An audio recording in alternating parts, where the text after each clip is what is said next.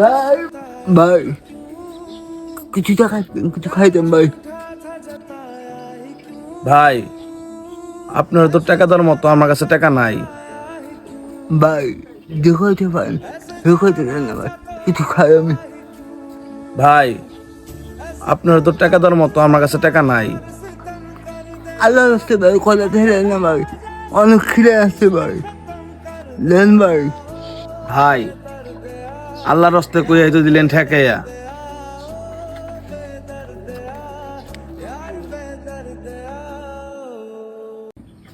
আমার কাছে এই শেষ 10 টাকা আছে, নেন রাখেন। আচ্ছা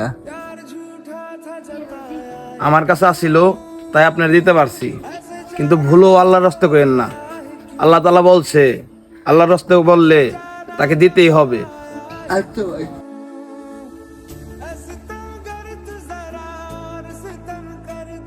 কি রে, এই ব্যাগ খালি করে দে। তুই লোকটারে 10 টাকা দিলি, তুই বাড়ি যাবি কিভাবে?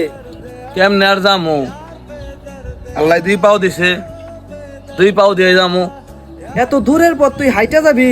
অন্যের ভালো করতে যাইয়া তুই নিজেই নাই কষ্ট করস। এটা তেমন কোনো কষ্ট না। আমার কাছে মনে হইলো আমার থেকে ওই লোকটা বেশি খিদায় কষ্ট করতেছে।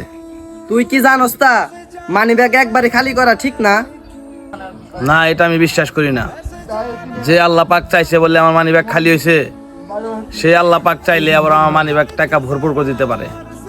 তুই কি বলতে চাইতেছস? দান করলে কি কখনো কি কমে না? না, দান করলে কখনো কমে না।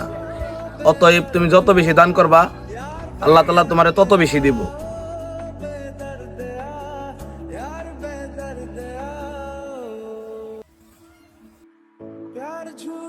কি ব্যাপার ভাই, হঠাৎ করে দেখলাম পড়ে গেলেন গা?